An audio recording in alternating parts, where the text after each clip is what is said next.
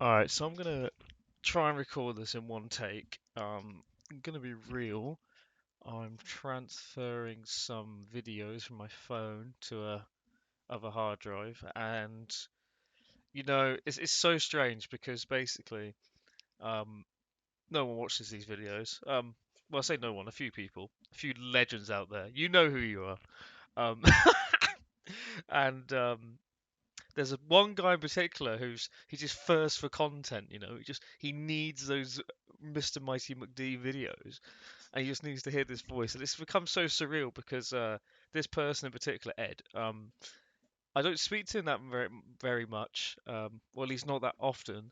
But it kind of feels like the way we talk is through these fucking YouTube videos. It's so weird. Like, I don't know how to describe it. It's like that's the connection is these fucking YouTube videos. So I need to do it. And oh, great, there's the insufficient disk space to complete this operation. Yeah, oh fuck you, mum.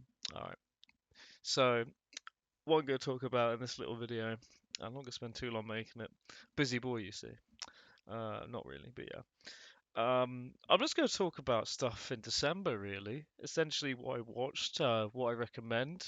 A lot of them are films. There's a few TV shows in there, and I just got a little list here. So we'll start from the top. I think this is in order of what I watched at the beginning of the month to the end. So at the beginning of the month, I actually finally saw The Social Network, and I swear to God, if you've not seen this movie, man, it's fucking ridiculous. So this movie came out, I think 2010, 2011, something like that.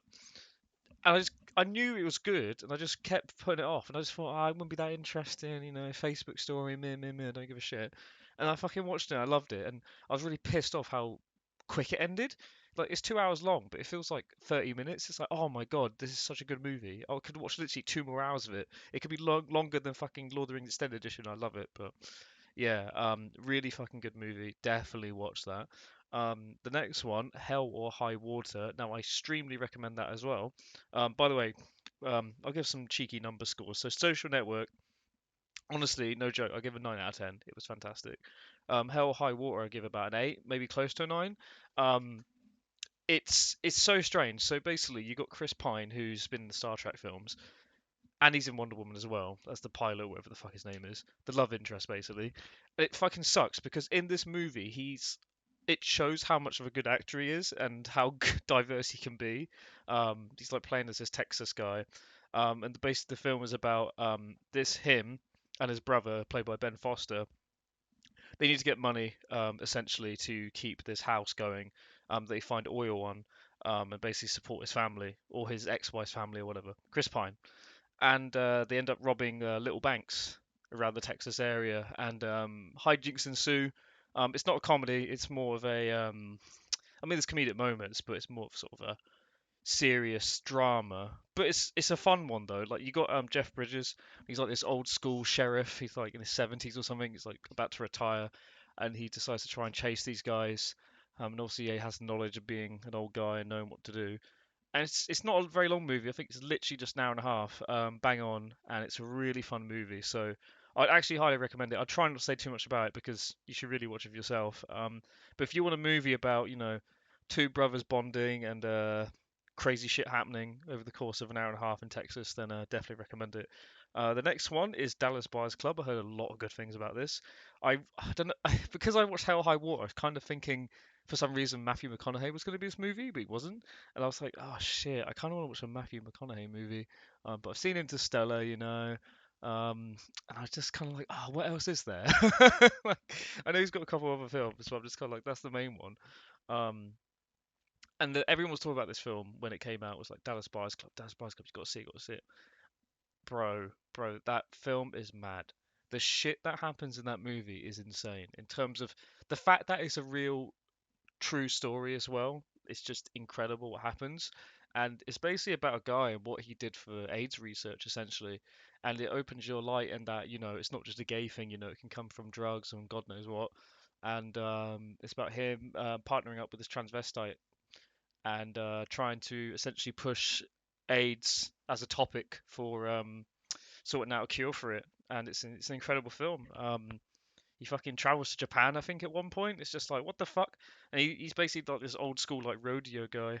Um, it's really fucking insane what happens. And yeah, I would highly recommend it. It's a bit serious. There's some fucking fucked up shit in it. So if your stomach can't handle, injections and fucking needles and all that crap, then I wouldn't recommend it. But if you can stomach it, then yeah, I definitely would recommend that. The next film was You Were Never Really Here. I'm trying to think. Why did I decide? I think this movie's on the back of my head for a while. It's Joaquin Phoenix. He was really good in The Joker, and I was kind of like, what else has he done recently in the last like 2 or 3 years that I haven't seen? And there was some buzz about this film, and it's essentially about a guy who he's got a massive beard, and his job is almost like a hitman, um, kind of. So essentially, what he does, he only really decides to protect these young girls from getting like sexually harassed and stuff. And he goes to these rich people's houses or whatever, God knows what, and he deals with them by any means necessary. So it's a very violent film. But honestly, like, oh yeah, by the way, Dallas Buyers Club I give an 8 out of 10. Same as Hell High Water. But this film you would never really hear. I wasn't. I don't know. Like I really wanted to enjoy it like fully, but Joaquin Phoenix basically doesn't say anything like for the whole film. He probably says like 4 sentences in the whole film, and it's like very depressing. Like it's probably the most depressing movie you can ever see. If you want crippling depression, then just watch that fucking movie, man. It's so dark to the point where you're just like, oh god, I feel heavy weight after finishing that movie. Um, it's interesting in the fact that there's a lot of moments of silence and just this brooding music in the background, and it makes you think what's going on in this guy's head. Because I think he was like a ex-vet or something like that, and he's seen some fucked up shit, and his like mum's on the deathbed as well, and he lives with his mum still, even though he's in his like 40s, I think, or late 30s. I don't know. Um, yeah, it's and obviously it's like child extortion and all that shit, so yeah, it's fucked.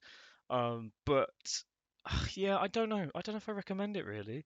Um, I think it's just a bit too dark for the sake of it sometimes, like unnecessarily. So yeah, it was an okay watch. It was an okay watch. Probably like 5 or 6 out of 10 for me. I know some people liked it more, um, but yeah, not for me. Leave No Trace, next film. This is about a man in the woods with his daughter, and it's kind of like him sheltering her from real life essentially. So he lives in sort of a national park, and this is actually it's a good movie. It's an interesting movie. I wouldn't say it's an amazing film, but I do think it's worth watching because I've never really watched a film like this. It's a drama, and it's basically, like I said, he's taken his daughter into the woods and he's brought her up there. So she doesn't go to school. He teaches her schoolwork and how to read and write. I think the girl's like 11 or 12 in the film, maybe a bit older, 13. And what ends up happening very early in the film, don't worry, it's not really spoilers because, I mean, it happens, I think, literally in the first 5 minutes, is essentially they get found and they've been living in these woods for years. And then because of that, because they're living there legally in these woods, they have to go in sort of these weird shelter homes and try and live by normal means of life, and they don't like it personally. And then they decide to go on the run, and that's basically what the film's about. Is sort of them trying to find somewhere to settle, and there's conflict because the girl decides that she actually likes being a little bit normal and seeing other people because the only people she sees is one person and that's her dad. She doesn't the only people she sees outside of her dad is people doing these national park walks and she has to hide all the time, so it's kind of shit. They don't really live in a proper home or a proper hut. They live in some makeshift tent piece of crap. But she still loves her dad, and that's her world. But she obviously still wants to. She's in that sort of age where she wants to sort of see where her life takes her. So yeah, it's an interesting film. I'd definitely give it a watch. It's not the it's an interesting film. I wouldn't say it's the most interesting in terms of like action and things that happen, but like sort of to give you an insight in that world and the fact there's people out there like that, and seeing it from their perspective, it's good for watch. It's a good watch. So yeah, I'll give it like a 7 out of 10 or something. The next film I watched was Claws. This was a Netflix Christmas movie. I think it came out 2019 or whatever. It got a lot of buzz about it, like with the whole animation and the story and everything. Something that's a little bit different. Like we're going back to sort of the origins of Santa Claus, and it was good. I mean, like, it didn't really blow me away. I thought the animation was very nice. I thought the voice acting was really good actually, and the music too. And it was different to be fair. Like, we've seen the whole Christmas Carol story done all over and over, and like Santa and the way he's portrayed, and has all these elves and shit. But this is more sort of going more to sort of the origins of Santa per se. I won't spoil a little bit about the aspect of him and the toys because that's a big part of the movie. But it's a really nice watch. It's not something I would watch again though. Um, it's not one of the better Christmas movies. Well, I guess it is, but it's also not. Like it's one of those. It's weird. It's a good Christmas film and it has Christmassy vibes, but I just wouldn't really like show my kids it, or I wouldn't watch it myself again. But it's definitely worth watching. Maybe not now, like now that we're in January. So maybe try and get around to it next year. Or if you really want to live up Christmas again, then yeah, you can watch it. It's not a bad watch at all.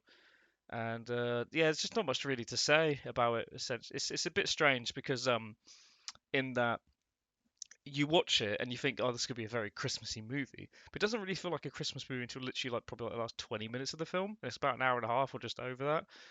It's mostly about these two families like fighting each other on this island, and it's barbaric, and it's about a postman. Yeah, I know it's fucking weird. Anyway, decent movie. Probably get like a 7 or something. And now, now this is kind of a funny one. Um, oh shit! Actually, I said I watched these in the order I watched them. So we'll get to this Sound of Metal in a minute. Wonder Woman 1984 was not as good as the first Wonder Woman film that came out a few years prior. It is. It's not bad. It's not a bad film. Like there's a lot of people saying it's shite. It's not bad. It's just okay. Like there's a lot of things they do wrong. Like Catwoman, for example. Like the look of her and the way she's fit into the film isn't. She's not really the main villain, and it's kind of like a big, you know, throw off. Like I'm kind of like, what the fuck? Like all the trailers make it seem like she's the main person to be the threat for Wonder Woman, but no, she's not. She's more just like a side villain, which I wasn't expecting. And their fight, Wonder Woman and Catwoman, is very disappointing. And this film has like zero action. Like it's so weird. So there was a lot of complaints on DC films saying, "Oh, there's too much action, not enough story." So, but this film does the fucking opposite, where there's so much story and drama, but there's no action. So it doesn't really have a nice balance, and the story and drama that is there is not really that compelling, to be honest. Like, God, like I wouldn't say too much if you are interested in watching it, but a lot of it is about this fucking rock or stone, and it's just like this is dumb, man. Like, oh God. To be fair, it does have its good moments. I think the music's really good in it, and I do think Pedro Pascal, who's the villain, who also plays the Mandalorian, by the way. He's really good as a villain in this film. I really enjoyed it. Every part I remember about this film involves him, and he's definitely the best aspect of it. It's so weird. It's called Wonder Woman in general because Wonder Woman's not really in it that much. Like she obviously has her own scenes, but yeah, I don't know. She probably shares about the same amount of screen time, if not less, than the villain. So it's really odd. And then Chris Pine's in it as well as a love interest, and it pissed me off because, like I said earlier in this video, and I watched Hell or High Water with Chris Pine in that as well. He was such a good actor in that, and I was like, fuck me, like he actually has such potential to be really fucking good. And then you watch Wonder Woman where he's really dumbed down, and it made me realize how important like sometimes the script is, because in this film he says some garbage shit. Visually, yeah, it's not really that spectacular sometimes. There's the odd cool moment, but didn't wow me at any point. Definitely not watching this again. Disappointing. It's probably the most disappointing film I've seen in a while. I wasn't that hyped for it anyway, but you know, with the lack of sort of superhero-y movies we've not had in 2020, I was kind of hoping this would be the one to be like get me back in the mood for it, but nah, nah. Just wait for Black Widow whenever that fucking comes out. Probably never. All right, now, but still doing this on one take. Fucking hell. So, Sound of Metal. So the funny story about this is this is a film. It's a drama. It's a really serious drama. about a guy losing his hearing. He's part of a metal band that's up and coming, and then as they're just starting to make some success, his hearing starts going. So he has to sort of go to a sign language class and all this kind of shit, and he has to split up with his partner in crime in the band while she's doing her own stuff. Um, and he loves her and she loves him, and they're trying to reunite, but he obviously is going through some shit. He needs to save money for so these ear transplant, no, not ear transplant, fucking hell. I don't actually know what they're called, like these weird magnets you put on your head the back of your head for people who struggle with hearing. They sort of simulate sound using sound waves, brain waves, brain waves. Yeah, it's fucking weird.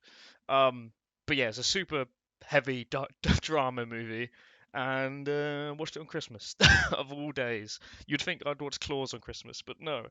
Um, I don't know. I was really fancying a film. Nothing was really keeping my fancy. I didn't want to watch anything like happy for some reason. I wanted to watch something kind of serious, and I heard good things about it, and it was very good actually. It's it's weird because the fact that it's a movie about sound and the sound design in it is really fucking good. But because obviously this guy's struggling with hearing and there's like really high pitched sounds, his annoyance in the film from those sounds is the same you will hear. So there's a moment where he's just hearing so much static and sound everywhere, and you in the film it goes on for about 2 or 3 minutes, and you as the viewer are like, fucking hell, will this ever stop? So it's kind of interesting how you feel his frustration as well. um it's Riz Ahmed, who I haven't really seen that many films with him in. He was the villain in Venom, and he was fucking garbage as the villain, so I was kind of a bit skeptic about how good he'd be. um but he's really fucking good in this movie. Shit, like everyone's good in this movie. The guy who teaches him sign language is really fucking good as well. I can't remember the name of the actor, but I've seen him here and there. And yeah, it's not the happiest film. It does have a kind of semi-happy ending. But I really enjoyed it. It was exactly what I expected, like a nice sort of heavy but good drama. It was an interesting topic. I don't know any other film from my recollection that does anything to do with like deafness or hearing. But yeah, really good movie. Give it an 8 out of 10. Would recommend. And then the last two films I saw in December were two animated films, and one of them is probably my favorite film I saw in December, tied with probably Social Network, um, and that would be Wolf Walkers. It's a Irish animation. It tells a tale of a girl who is a wolf walker, so she can control wolves and she can turn into a wolf at night. And it's about an English girl who, she's stuck in this fucking castle and wants to leave and shit. And then she goes exploring. She wants to basically be a hunter like her dad and hunt these wolves because they've been terrorizing the town. And she meets this wolf walker and they become friends. And it's a really nice movie. It's so beautifully animated as well. It's just I- so when I finished watching this movie, my first thing was like, I will keep this movie in mind and show my children this because it's such a good film. Um, I don't know. It's just it does everything right. The music, the animation, the story's really nice. It's not too overly complicated. It's just about these two people, these two girls, just being friends and then discovering these weird powers of becoming a wolf. And there's conflict with the dad because the dad is getting pressured by the state to execute these wolves, and then he learns that they're not that bad. And yeah, it's just great to watch. Like I was glued to the screen. Like nothing was boring in the film. Nothing dragged on. It was the perfect length. It was the perfect amount of screen time in certain scenes. It does get a bit emotional here and there, but it's nice. And yeah, I super recommend it. It's really annoying that it's like on Apple TV or something. Um, so I don't think many people are going to get access to it essentially, unless you're Apple head. Um, but yeah, very much recommend it. 9 out of 10. Do watch it. It's also kind of a trilogy of films. It's like this. I forgot what the name of the director is, but basically he's made these Irish folk tales into animated films. There's like Book of Kells, I think is one of them. Song of the Sea. Those are the two other films, and this is the third one he's done. And these films take fucking long to make, and you'll see why. Because when you start watching it, you're like, holy fuck, this is like a storybook come to life. I think each film took like 5 to 6 years to make, so yeah, definitely appreciate the animation in this. And it's yeah, I'd say it is yeah. It's my favorite film I saw in December, and one of my favorite films I saw last year. Now, the last film I saw was Soul, Pixar's latest and greatest, and it was much better than Onward. It was really good. It was really wholesome. It's probably a little bit too deep for children. I don't know if think children like this. They might find it a little bit cute, and that's why they did some of the designs like these blue blobs of the souls. But overall, yeah, really good film. Really good message towards the end. Pixar usually have a good track record of making great films, and this is another one. Not much really I can say. I don't know if I'd watch it again. Maybe one more time. Not too soon though. But definitely watch it. You won't be disappointed. It's funny, it's charming, and it's very nice. Now, Now we're gonna get into TV shows, and I can't stress enough, you need to fucking watch Cobra Kai. Now, my mate, he recommended it to me, and he was saying, "Oh, you gotta watch it, bro. You gotta watch it." I'm like, "But I haven't seen Karate Kid. I've seen scenes of Karate Kid here and there, but I haven't seen the full film. And we're gonna get it." And he's like, "It doesn't matter, bro. You're gonna get it. There's fucking flashback scenes and shit." And I'm like, "Okay, okay." I watched Cobra Kai, one episode, and I was hooked. And then I stayed up really late and I watched about 7 or 8 episodes in a row. And the great thing about this show is that it's fun, it's light-hearted, it's got some good music, it's got some good characters, good dialogue, it's funny at times, and it's just a great adventure. It's basically just about these two old dudes who were rivals back in the day, um, in karate, which is based on the Karate Kid or based off the characters from Karate Kid. Exactly the same actors as well, so it's really interesting to like see the flashbacks when they're like 18, 20 or whatever, and now you see them when they're in their late 30s.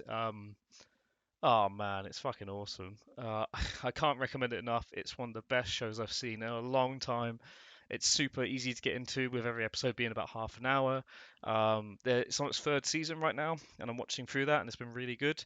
See, just gets better as well. Like season one, I thought was great. Season two was even better, and season three is even better than that. So I can't recommend it enough. It's on Netflix. You have Netflix, I know, so there's no excuse. Watch that fucking shit now. And it's awesome. And then the other TV show was actually two. It's two. There's two. So another one I watched or got through season one was The Expanse. It's kind of a sci-fi show about a civil war between three factions. You got Earth, you got Mars, then you got the Belters, which is sort of in the middle. And it's pretty good. I It's very slow though. Like I feel like it's been taking quite a long time to get into. It's 10 episodes. They're all about 45 minutes or so, and I feel like it isn't until about episode 7 or 8 where it starts to pick up and get really interesting. Um, if you really like your sci-fi shows, I do recommend it though. I do think it's pretty good. It's got a good cast of characters. Visually, it's really nice as well. Like this show, I think, is from 2015 or whatever, and it isn't even like a Netflix or Amazon Prime. It's like a sci-fi show, and it's really impressive. What they do with the CGI, and yeah, it's good. It's pretty good. We're just a little bit into season two right now, and season two is definitely better. So it's a little bit of a slow grind, but I think once you get into it, you won't regret it. So yeah, Expanse season one, pretty good, pretty good. And Cobra Kai, by the way, that's getting a 9, and Expanse season one, like a 6 or a 7, I'd say. And Soul, I'd give about an 8, by the way. And now on to like literally the last TV show, and then what I'm thinking of watching soon. So what I'm kind of currently watching. So last TV show, Mr. Mercedes. Not a lot of people have heard about this. I was listening to a podcast a few months back, and it was American guys. It's called Painkiller Already. They've been doing it for fucking years. It's the old like Call of Duty sort of Call of Duty commentators back in the day. You might also remember like FPS Kyle, FPS Russia, so he's in it as well. And they were talking about TV shows, and they were recommending Mr. Mercedes and saying how this is like an underdog, and a lot of people aren't talking about this TV show. It's really good, and that's recommended by a lot of people, but they just don't get a lot of buzz. Like it's based off a book series by Stephen King, and it's essentially about a guy who drives a Mercedes, and for whatever reason, he decides to run over 16 people, and he terrorizes this retired Irish cop who's played by Brendan Gleeson, and he is trying to catch him. And it's really good, actually. I do recommend it. it's it's a little bit strange in the first 1 or 2 episodes with some of the humor. I don't think some of the humor lands, but in terms of like drama and the story, I think it's very interesting. I think the person who plays the Mercedes killer, as they call him, or Mr. Mercedes, he's really good. He's actually kind of freaky looking. It kind of reminds me of the character in Mr. Robot, the mate, or Mr. Robot himself. So it's kind of ironic how you have he reminds me of Mr. Robot and he's called Mr. Mercedes. Both Misters, both creepy Misters. But yeah, good show, underrated, underappreciated. Watched season 1 of that and did enjoy it. It's unfortunate that I think he got axed after season 3, and I think it got picked up by a different studio. So hopefully, it comes back for a season 4 because I do intend to watch more of that. Um, and it's one of the better sort of Stephen King stories I think they're adapting, and I think it's a good adaptation as well. I know there's another one called The Mist, which was originally a film, which I thought was decent, yeah, and I liked the whole idea of The Mist. But that also got a TV show that apparently wasn't very good. So it's nice to see sort of a Stephen King adaptation that's actually, good. And then in terms of what I'm currently watching or about to watch, I watched an episode of Kingdom, which is it's weird. It's basically these it's really old school sort of Japanese samurais or whatever and shit like that, and but involved with zombies.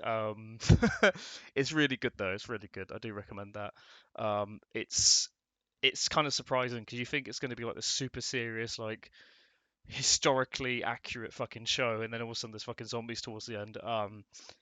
But it was super interesting. I think the characters are really good in it. And yeah, I don't know. It's just different. It's just different. So I'm watching that, and I intend to watch The Queen's Gambit hopefully today.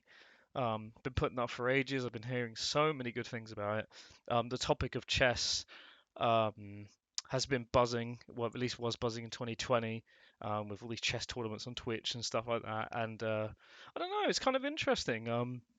I don't know. I don't think this is based on a true story, but the idea of a woman who's, you know, a prodigy in chess, and then she has all these addictions and issues and stuff. She's battling as she's trying to be a chess master. Seems, I don't know, captivating. So do indeed want to give that a watch, and that's going to be it from me. So hope you enjoyed the video. If you did stick around to the end, well done. I don't know how you did that, but there you go. And I'll probably make another video in about 3 years. So take care of yourselves. Have a lovely day. And England!